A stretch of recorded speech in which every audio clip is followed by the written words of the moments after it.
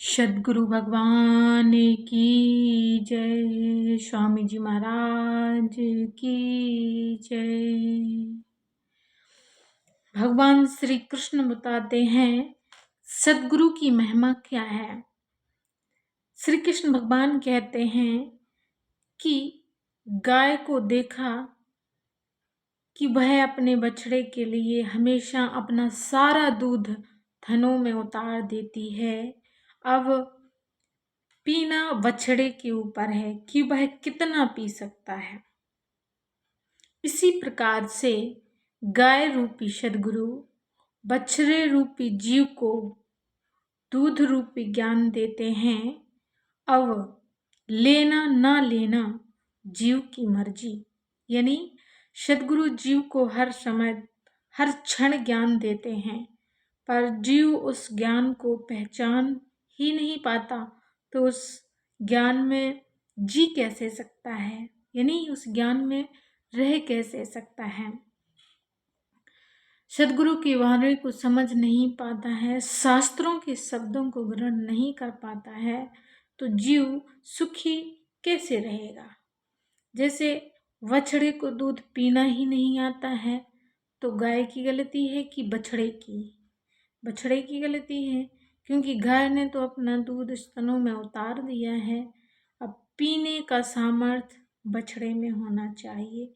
इसी प्रकार से सद्गुरु सर्वपूर्ण गाय होते हैं जो जीव के लिए पूरा ज्ञान का विस्तार, जैसे भगवान श्री कृष्ण ने अर्जुन को विशाल विराट रूप दिखाया है, ऐसे ही सद्गुरु हर समय जीव को इंगित करते हैं कि तुम जिस लिए आए थे, जिसलिए तुम्हारा यहाँ आना हुआ है, उसको जान जाओ, इस जीवन को जान जाओ, इस रहस्य को समझ जाओ, तो तुम्हारा जीवन का सारा कष्ट दूर हो जाएगा।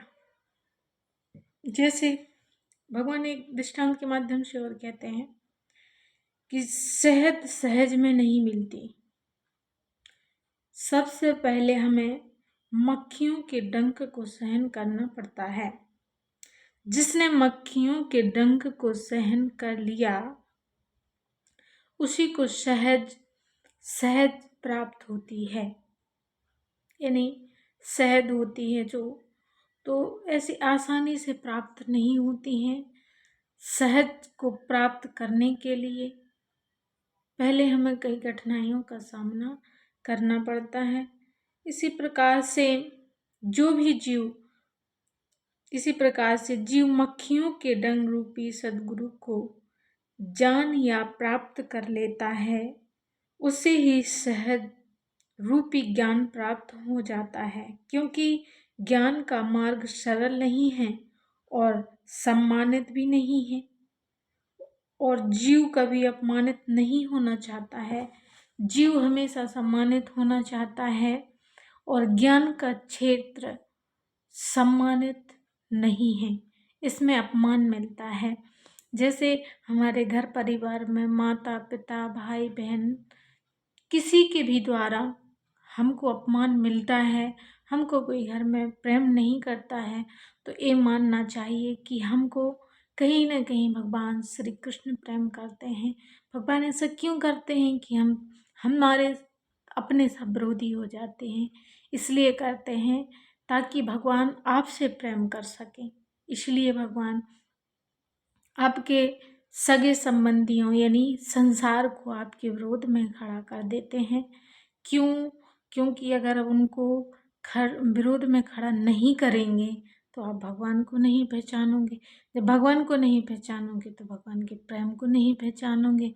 इसलिए भगवान को अपने ही सगे संबंधियों को विरोध में खड़ा करना पड़ता है। क्योंकि अर्जुन ने भी जब युद्ध लड़ा तो भगवान श्री कृष्ण ने कहा कि तू क्षत्रिय है, अपना छात्र धर्म निभा, इनको मार दे। क्योंकि अपने ही सगे संबंधी किसी न किसी रूप में माया का रूप धारण कर लेते हैं, जिससे कि हम भगवान से दूर हो जाते हैं।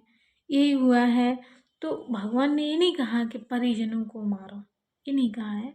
भगवान ने ये कहा है कि जो परिजन जो माया के रूप में है इसको काट दो, अपने आप से इनको काट दो कि माया है, परिजन नहीं है। अगर परिजन होते, अपने होते तो विरोध में खड़े होते क्या? ऐसे ही भगवान ने कहा है कि हम अपने हैं इसलिए तुम्हारे विरोध में नहीं खड़े हैं, और अगर वो अपने होते तो कैसे विरोध में खड़े होते हैं? सोचो तो अर्जुन एक बार, इसलिए तुम मारो उनको।